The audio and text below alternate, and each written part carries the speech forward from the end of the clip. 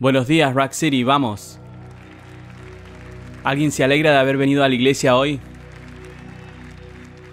Bienvenidos a la mitad de la semana, o al punto medio de nuestra serie, las gemas no tan ocultas de Génesis. Si se unen a nosotros en persona, en una de nuestras 4 localidades, nos alegra adorar junto a ustedes. Si se unen a nosotros por televisión o en línea, gracias por sintonizarse, pero puedo animarlos a que no lo hagan por mucho tiempo. Nos encantaría verlos cara a cara. ¿Puedo tener un amén de alguien en casa? Nos encantaría verlos cara a cara, conocerlos.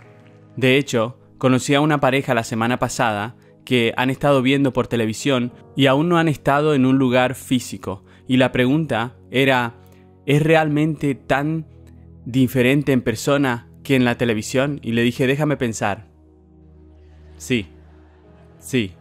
Y él dijo, bueno, te veré la próxima semana. Y por eso solo quiero animarlos. Siempre es mejor adorar en casa que desde su sofá. Si no pueden levantarse del sofá, sintonícense, pero si pueden, nos encantaría conocerlos cara a cara. Y por supuesto, para aquellos sintonizados desde una de las cientos de prisiones en todo el país. Iglesia, démosle la bienvenida a nuestros amigos y familiares que están tras las rejas. Es un honor traerles esta experiencia de adoración. Solo quiero decirle a ustedes que están tras las rejas, no pierdan la fe, no pierdan la esperanza, no pierdan el ánimo, no han sido olvidados. Amén. Dios está con ustedes y nosotros estamos con ustedes. Y me encantaría pedirles a todos que se unan a mí, ahora mismo en oración, a pedirle al Señor que bendiga este tiempo juntos. Jesús, gracias por lo que eres, gracias por tu palabra, gracias por la presencia y el poder de tu Espíritu Santo. Ahora nos darías ojos para ver y oídos para escuchar tu palabra hoy. Nos ministrarías, nos transformarías de adentro hacia afuera como solo tú puedes. A medida que descubrimos alguna de las gemas no tan ocultas de Génesis, en el nombre de Jesús, todos dicen amén. Vamos, ¿darían un aplauso para Jesús? ¿Podemos honrar a Jesús hoy?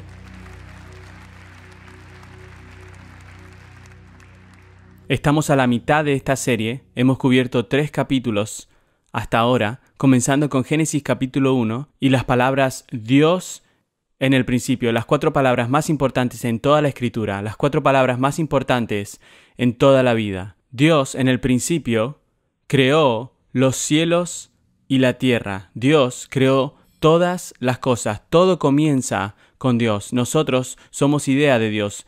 Esto fue la idea de Dios. Y yo les diría que Él tiene la respuesta a cada pregunta que tenemos, amén. Cualquier pregunta que tengan, Dios también tiene la respuesta. Él estaba en el principio, Él está aquí con nosotros ahora, y en la segunda semana leímos esta línea. Ninguno de los dos sentía vergüenza.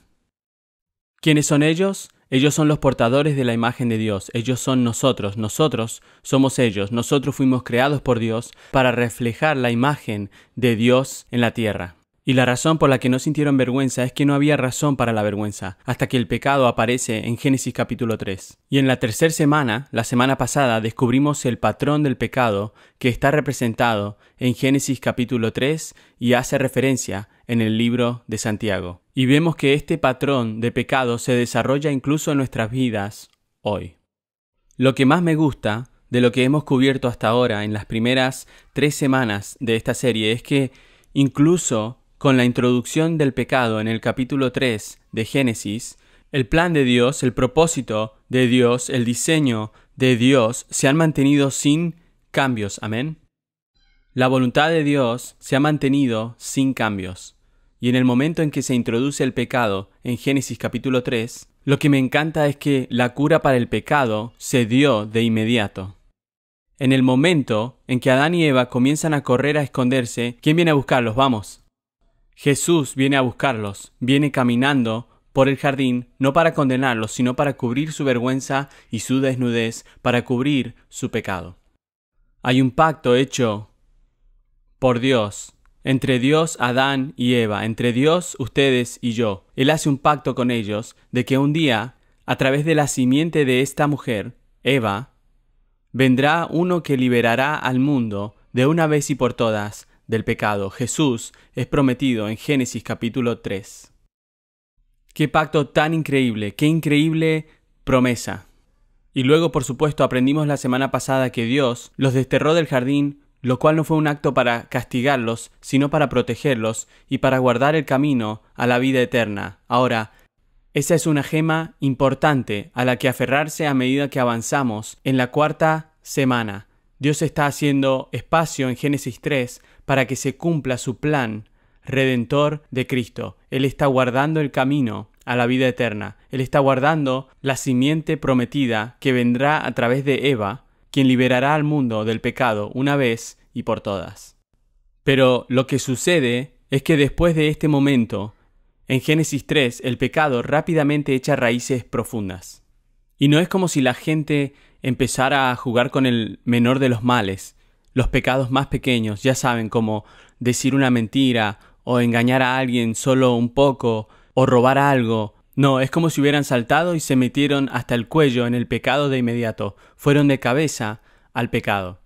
Adán y Eva tienen 2 hijos, Caín y Abel. Y si conoces la historia, Caín se vuelve tan celoso y se enfurece con su hermano, que asesina a su hermano en un campo. Nos movemos de esa primera familia desde comer la manzana a lo que dice Caín cuando Dios le pregunta, oye, ¿qué le pasó a tu hermano? Él dice, ¿soy yo el guardián de mi hermano? Él está contestando mal a Dios, vamos, él le está faltando el respeto a Dios. Saltamos directamente al pecado. Y luego el nieto de Caín, Lamec, decidió casarse no con una mujer, sino con 2 mujeres al mismo tiempo. ¿Y cuántos saben que ese no es el plan de Dios y que simplemente no es inteligente? Eso es mucho trabajo. Y él también mata a un hombre. Y entonces ahora tenemos adulterio y tenemos relaciones que están en peligro y tenemos asesinatos en la escena y todo comienza a ir cuesta abajo muy rápido. Y para cuando llegamos al día de Noé, en el capítulo 5, todo se ha caído. El mundo ha perdido absolutamente la cabeza. Ahora, para un poco de contexto, si quieres saber la línea de tiempo desde Adán hasta Noé, fueron unos 1000 años. Noé está a 10 generaciones alejado de Adán. De Noé a Jesús, 3000 años. Y de Jesús hasta ustedes y yo, en la actualidad, unos 2000 años. Y estoy usando números redondeados. Pero esto les da una imagen bastante buena, una idea de los 6000 años de historia humana registrada desde Adán y Eva hasta Al Gore y Ariana Grande. Y ha sido bastante historia, amén. Toda una historia. Ahora, lo que debemos recordar mientras estudiamos este libro es que este no es solo un libro de historia o de hechos históricos. Este también es un libro profético. Y hay algunas gemas no tan escondidas dentro de esta historia que debemos entender sobre el diluvio, sobre los días de Noé. Y necesitamos entender esto no solo en su historicidad, sino también proféticamente. Así que voy a tratar de ayudarles a entender ambos hoy. Esto es lo que dice la Biblia del día de Noé en Génesis capítulo 6, versículos 5 y 6. Al ver el Señor que la maldad del ser humano en la tierra era muy grande, bueno, fue tan grande que la Biblia dice que todos sus pensamientos tendían, se refiere a la raza humana, y que todos sus pensamientos tendían siempre hacia el mal.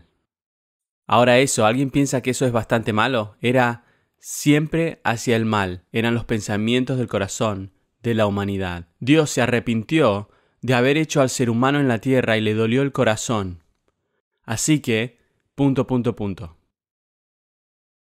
Si alguna vez se han preguntado por qué, una inundación, por qué Dios haría tal cosa como para destruir el mundo con agua, si prestan atención al pasaje que acabamos de leer, tenemos la respuesta, pero no olviden también la promesa de la semana pasada de que un día la semilla vendrá de Eva, nacerá un Salvador que liberará al mundo del pecado. Así que existe tanto la maldad del corazón del hombre como la promesa de Dios que se necesitan proteger una y tratar con la otra.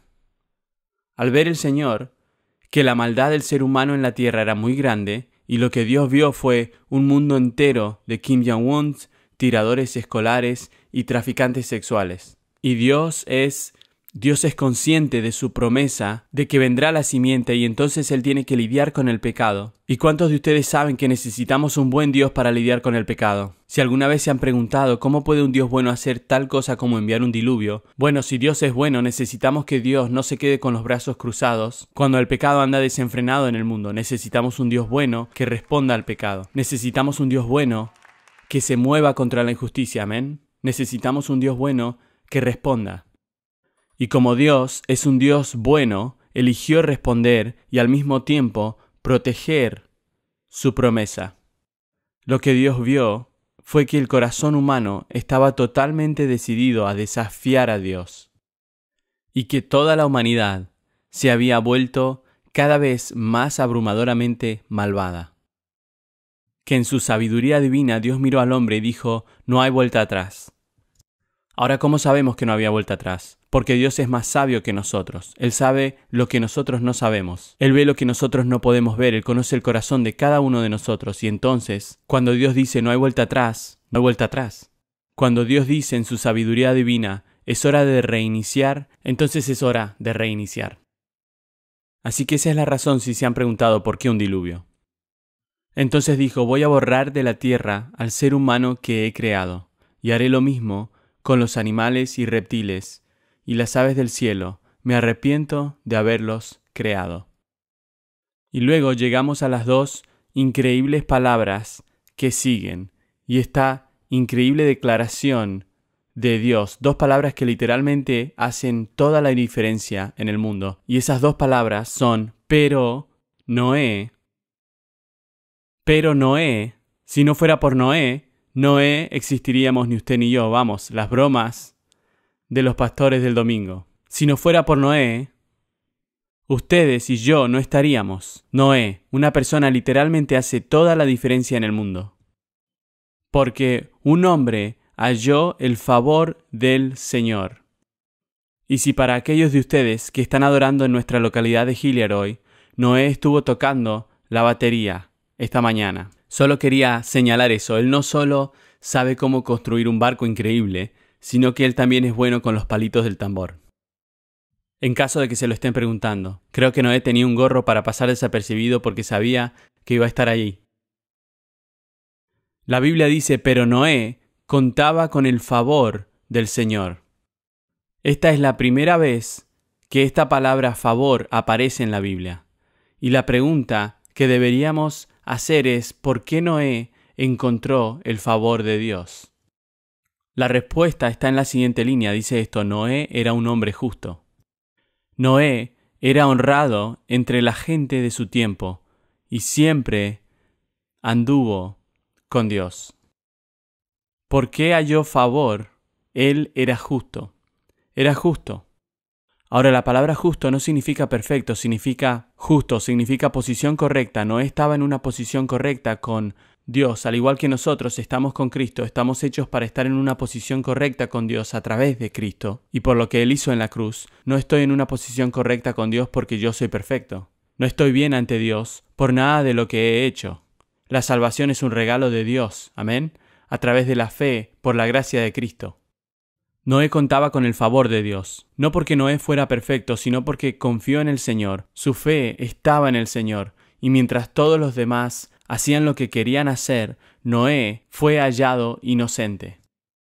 Ahora, la palabra inocente en hebreo significa completo. Entonces quiero que piensen que en medio de un mundo quebrantado había un hombre íntegro cuyo nombre era Noé. Mientras que todos sus amigos y vecinos estaban destrozados, Noé estaba completo. Él estaba libre de culpa. Y mientras todos los demás estaban eligiendo rebelarse contra Dios, Noé caminó con Dios. Mientras todos los demás huían de Dios, Noé caminó con Dios. Y todos los demás, solo para que podamos ser claros, todos los demás significa todos los demás.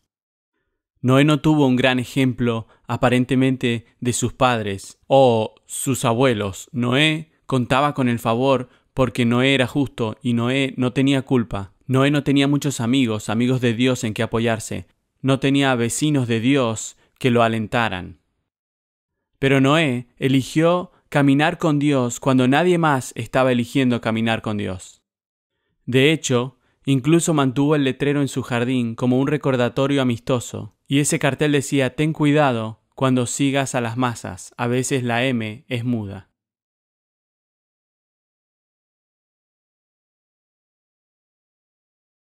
Algunos de ustedes no están seguros de por qué todos se ríen, solo denle un poco de tiempo. Solo un recordatorio amistoso. Noé tuvo 3 hijos, Sem, Cam y Jafet. Versículo 10. Pero Dios vio que la tierra estaba corrompida y llena de violencia. Al ver Dios tanta corrupción en la tierra y tanta perversión en la gente, no algunos sino todos, le dijo a Noé: he decidido acabar con toda la gente, pues por causa de ella la tierra está llena de violencia. Así que voy a destruir a la gente junto con la tierra. Ahora, pónganse en los zapatos de Noé, porque esto es lo que Dios dice a continuación. Si esto no es suficiente, de seguro voy a destruir a todas las personas en la tierra entera. Constrúyete un arca. Alguien podría intervenir ahora para decir: oye Dios, acerca de eso, ¿qué es un arca? ¿Qué es un arca? No importa todo lo que acabas de decir, eso es duro, así que tenemos que hablar de eso en un momento, pero oye, ¿qué es un arca? La naturaleza profunda de la declaración que Dios acaba de hacer y la implicación de que si te equivocas, vamos, no quiero equivocarme, ¿qué es un arca? ¿Podemos ser más claros sobre esto? Ahora, solo 2 veces en la Escritura se usa la palabra arca. Esta es una y la otra está en el libro de Éxodo. Cuando colocan a Moisés en lo que llamamos una canasta, la palabra arca se usó allí. Cuando la madre de Moisés lo colocó en una canasta para preservar su vida, y por supuesto, si conocen la historia de Moisés, le perdonan la vida mientras todos los otros bebés varones fueron asesinados, y Moisés crece para eventualmente sacar al pueblo de Dios de la esclavitud, 400 años de esclavitud en Egipto. Entonces, en ambas ocasiones, cuando se menciona el arca en las Escrituras, su propósito era rescatar y salvar. Ahora, quiero darles algunas estadísticas sobre el arca. Creo que es importante entender cómo era esta arca. El arca tenía unos 510 pies de largo, que es aproximadamente 1,5 campo de fútbol de largo. Tenía más de 75 pies de ancho, más de 50 pies de altura, tenía 3 pisos y un montón de espacio. Con suficiente capacidad de almacenamiento, escuchen esto, para cargar 450 semirremolques. Si quieren saber cuánto mide el arca, es un bote bastante grande. Ese es espacio para más de 125,000 tipos de animales. Y a medida que leemos en la historia, porque sé que mucha gente se pregunta, ¿cómo cabían todos los animales y cómo es que esto tiene sentido? ¿Y científicamente podemos probar esto? Y hay una diferencia entre un tipo de animal y una especie. Hay más especies que tipos de animales. Así que tenemos que entender la diferencia entre tipo y especie.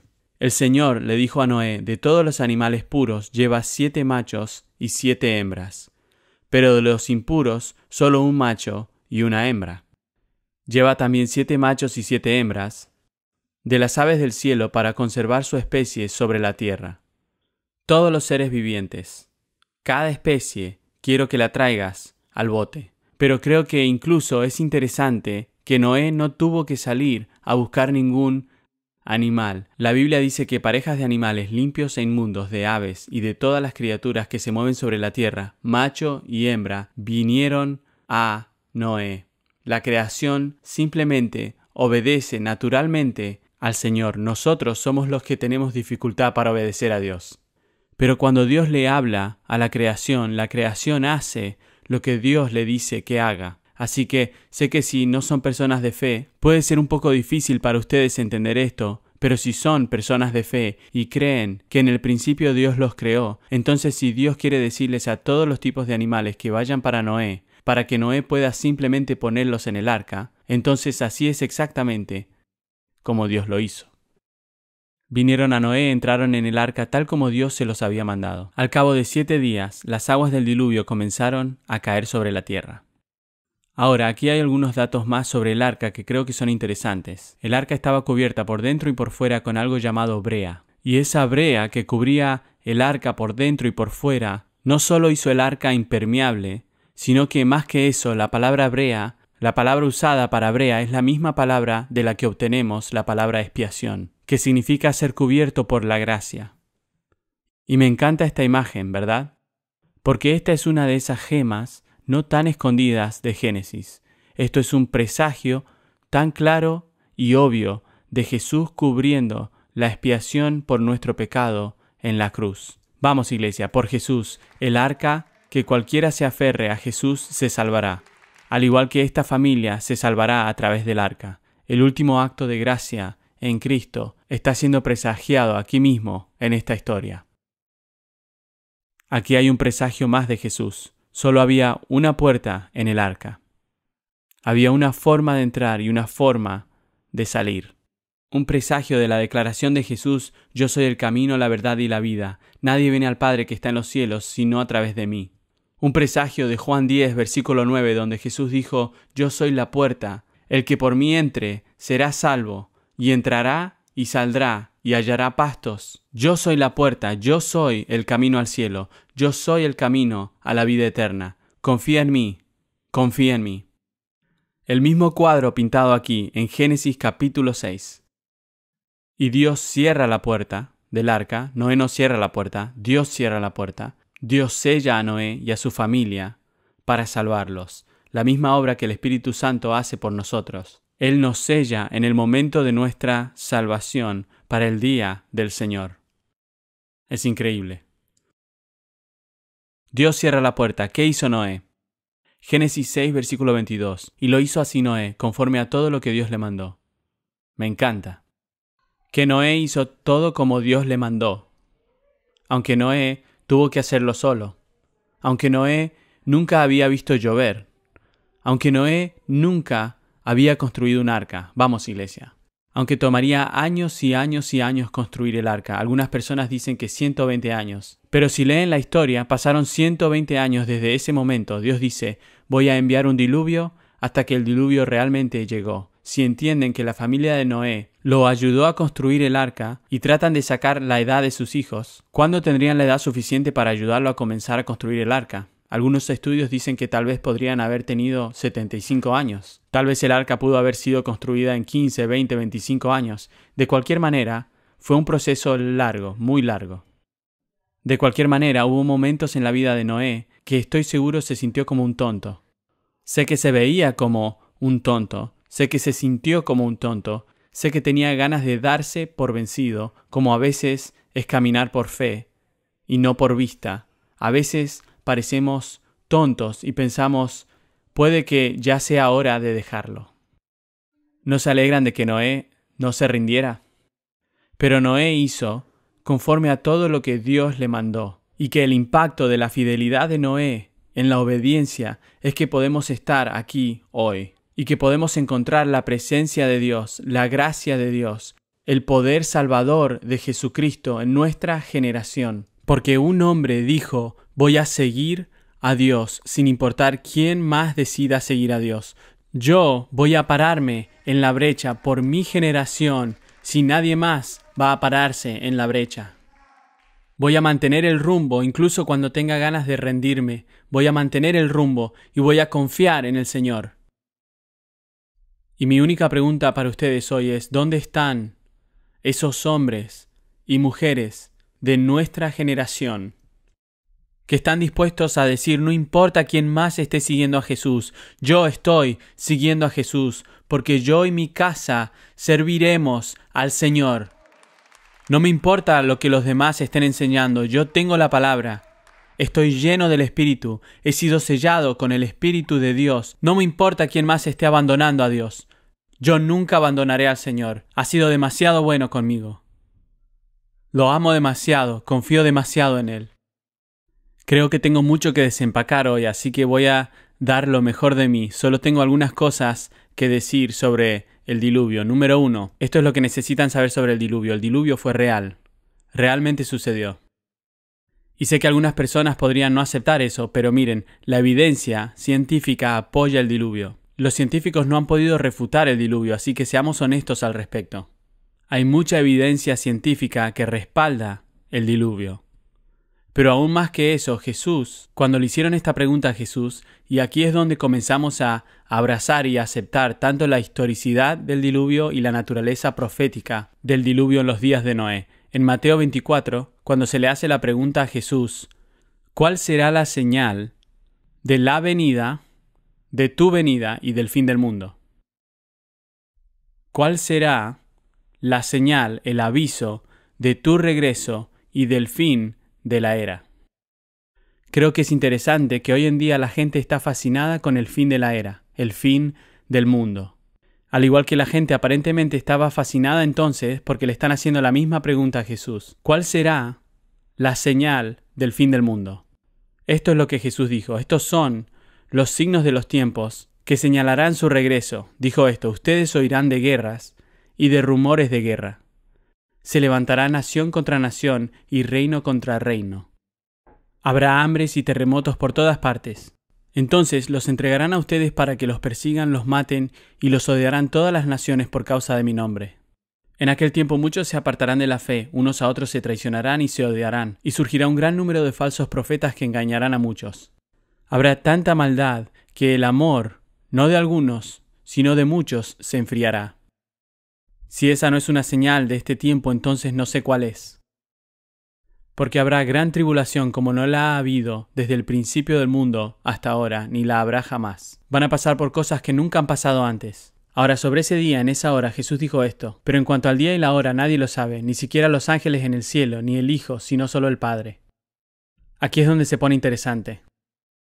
Jesús dijo esto: la venida del Hijo del Hombre será como en los tiempos de Noé. Porque en los días antes del diluvio, Jesús está afirmando la historicidad del diluvio, y ahora está usando esto para hablar proféticamente a su iglesia, para darnos una idea del futuro. Dijo esto: porque en los días antes del diluvio comían, bebían y se casaban y daban en casamiento, hasta el día en que Noé entró en el arca, viviendo la vida, sin preocupaciones. Así será en la venida del Hijo del Hombre. Por lo tanto, manténganse despiertos porque no saben qué día vendrá su Señor. Lucas 17.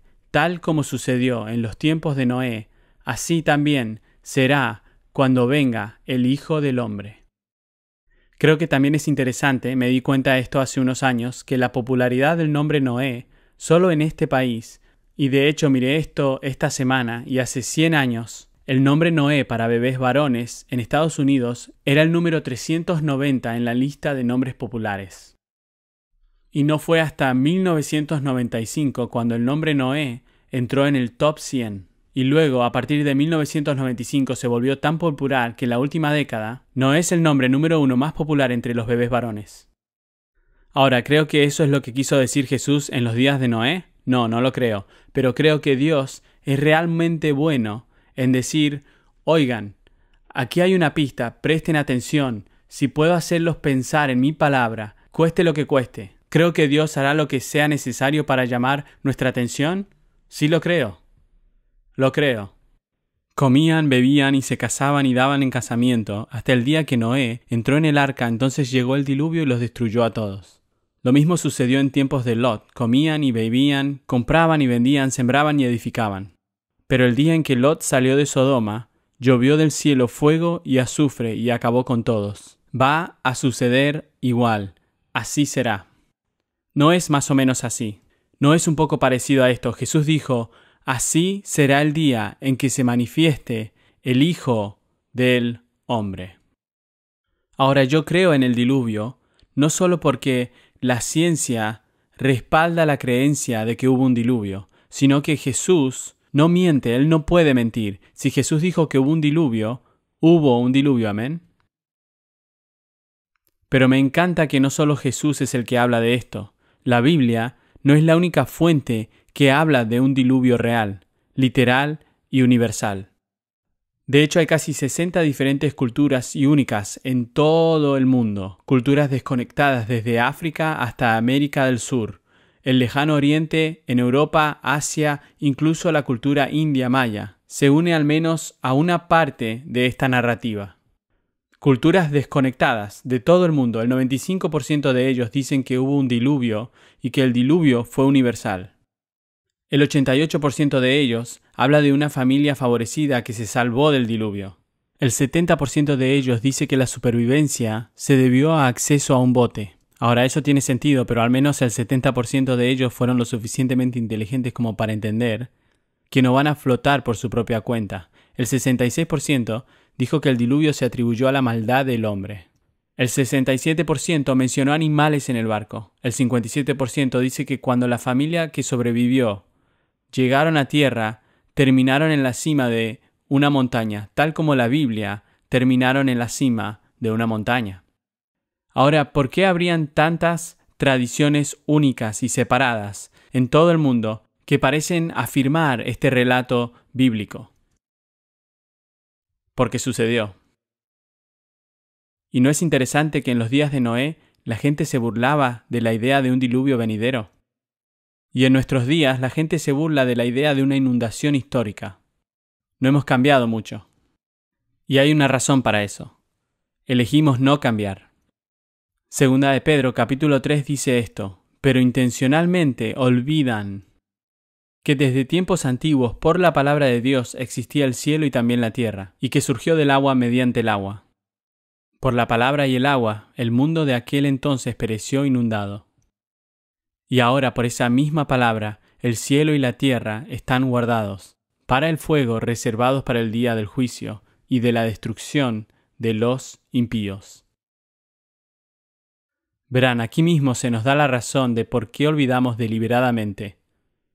¿Por qué la gente de nuestra generación rechaza Génesis, el relato de Génesis 1, el relato de Génesis 3, el relato de Génesis 5, 6 y 7? La razón es que si creemos que Dios en el principio creó, si yo creo esta parte, de que en el principio Dios creó los cielos y la tierra por su palabra, entonces también podría creer la parte donde dice: por la palabra y el agua, el mundo de aquel entonces pereció inundado.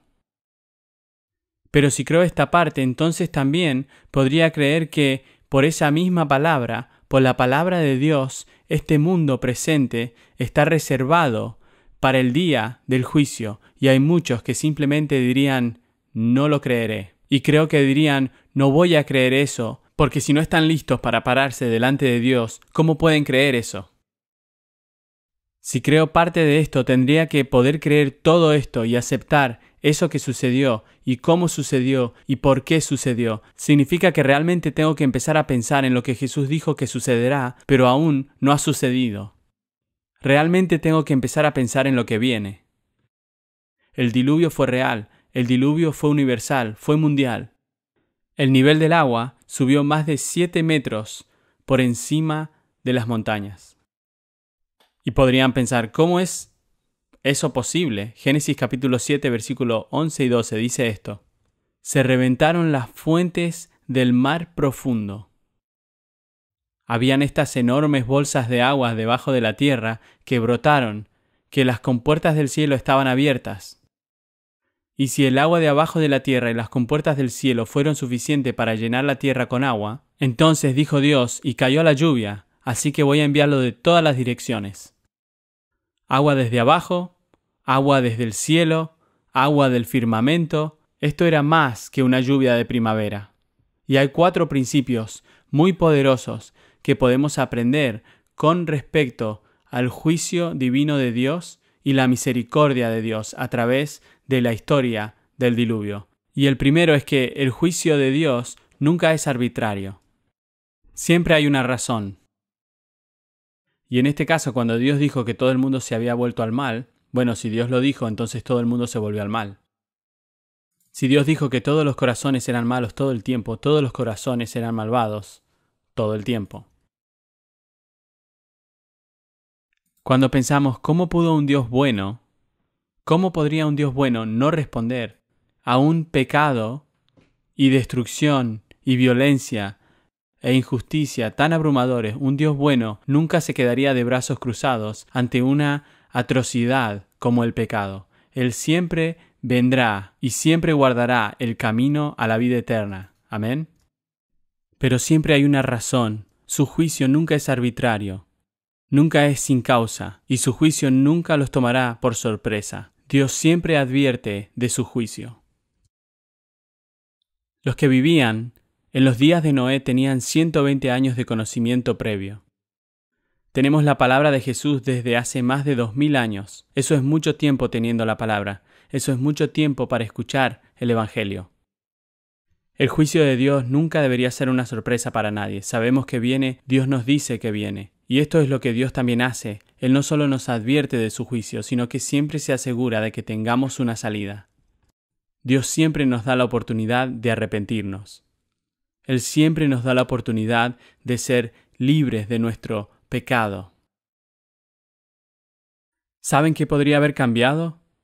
Si el corazón del hombre hubiera decidido cambiar, arrepentirse de su pecado, en ese entonces es lo mismo que sucede hoy. Si confesamos nuestros pecados a Dios, que es fiel y justo, Él nos lo perdonará y Él nos limpiará de toda maldad.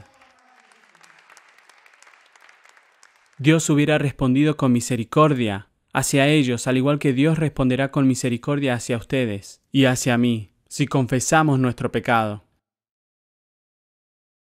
¿Qué dice acerca de Dios? Número 4, dice que siempre cumple su palabra. Él siempre cumple su palabra. Él no miente. No puede mentir. Él siempre dice la verdad. Él siempre cumple su palabra. Iglesia, si el diluvio pudiera hablar, el diluvio diría esto: el pecado es significativo, el pecado es severo, y hasta que el pecado sea tratado, continuará propagándose, robando, matando y destruyendo, hasta que el pecado sea tratado, y el pecado debe ser tratado. Si el diluvio pudiera hablar, el pecado debe ser tratado. Pero si el arca pudiera hablar,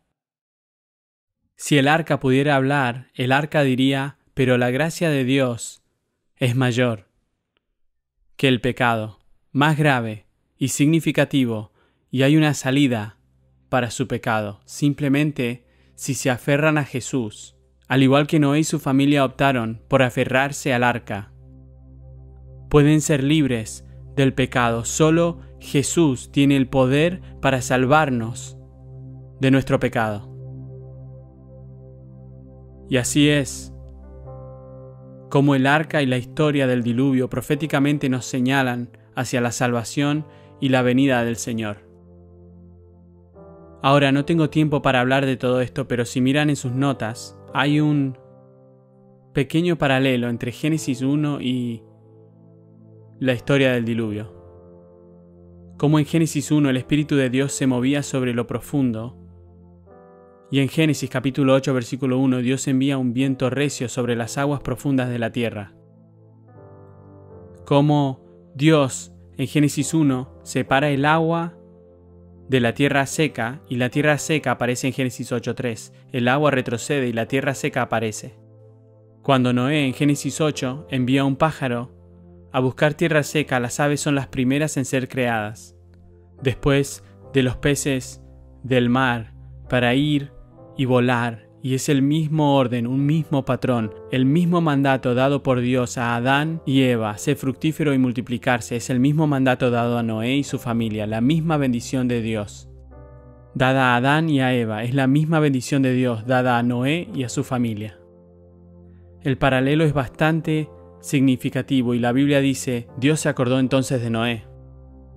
Dios se acordó de Noé y las aguas comenzaron a bajar. Y lo que Dios hace es que Dios vuelve a prometer que nunca maldeciría a la tierra a causa del hombre.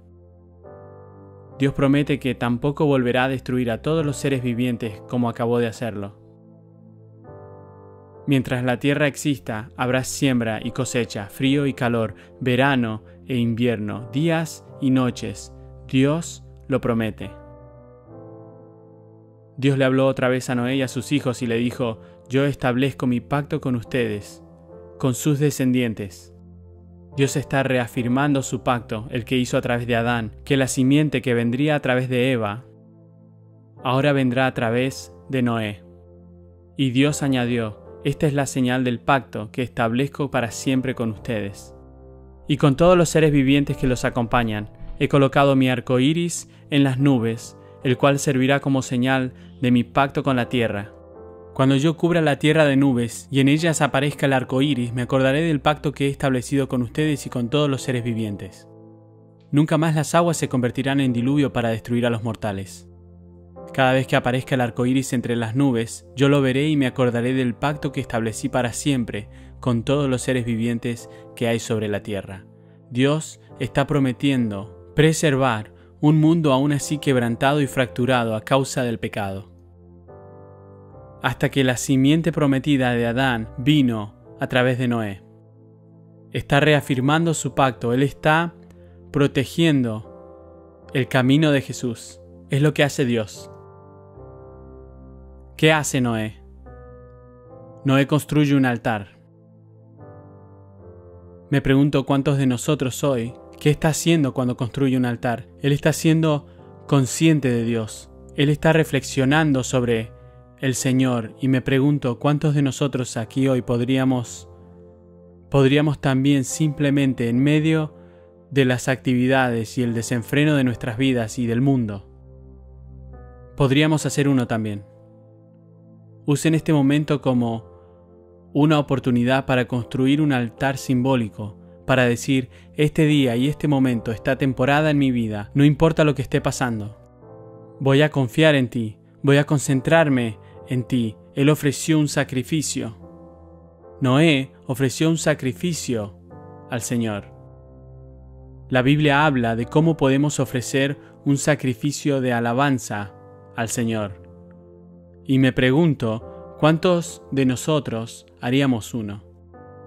Y decir en este momento, en esta temporada, aquí y ahora, no solo voy a echar todas mis preocupaciones sobre ti y reflexionar sobre tu bondad y tu santidad y tu misericordia y tu poder, sino, Dios, te voy a ofrecer un sacrificio de alabanza porque eres digno de toda alabanza.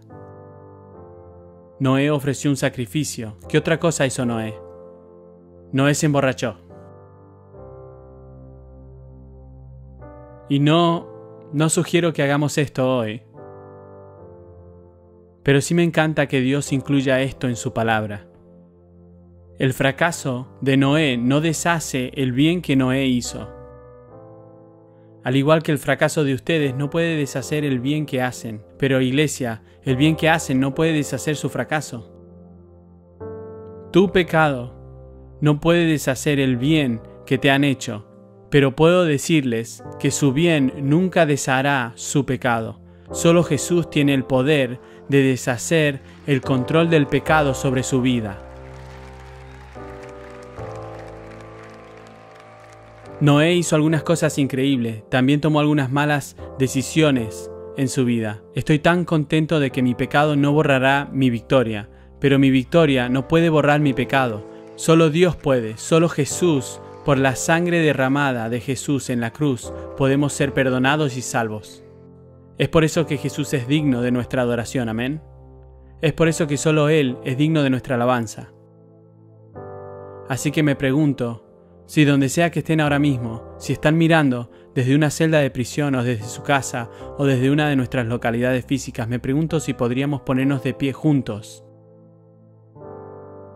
Me pregunto si pudiéramos quedarnos de pie y si pudiéramos hacer esto, estas dos cosas, si tan solo pudieran decir: Dios, estoy aquí. Y estoy echando mis preocupaciones, mis inquietudes sobre ti ahora. Elijo concentrarme en ti, estoy meditando sobre ti, Dios. Y mientras reflexionamos en Él, me pregunto si podríamos levantar un poco de adoración a Dios. Y si pudiéramos cantar este coro nuevamente que dice: mi Dios, te necesito. Vamos, podríamos cantar eso. Mi Dios.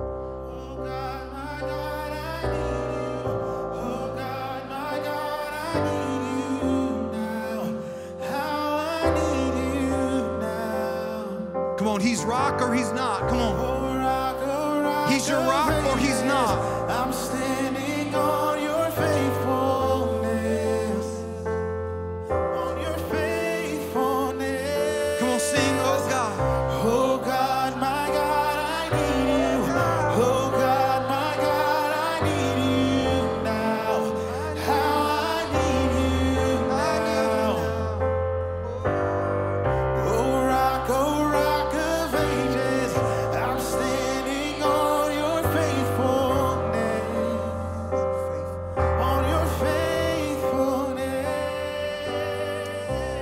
Vamos a continuar adorando, pero esto es lo que sé. Algunos de ustedes todavía no pueden adorarlo como quisieran. Como si hubiera un obstáculo en su camino, como si hubiera algo que los impide conectarse con el Padre. Y puedo decirles esto, eso es lo que hace el pecado. El pecado desconecta, el pecado se interpone en el camino. Y si quieren ser libres para adorar, y si quieren ser libres del pecado, quiero que oren conmigo ahora mismo. Vamos, digan simplemente: Jesús, te necesito. Jesús, confío en ti como Señor y Salvador de mi vida. Tú eres el arca de mi vida. ¿Perdonarías mis pecados? ¿Me limpiarías por completo y me llenarías con tu Espíritu Santo? En el nombre de Jesús, vamos, cantemos.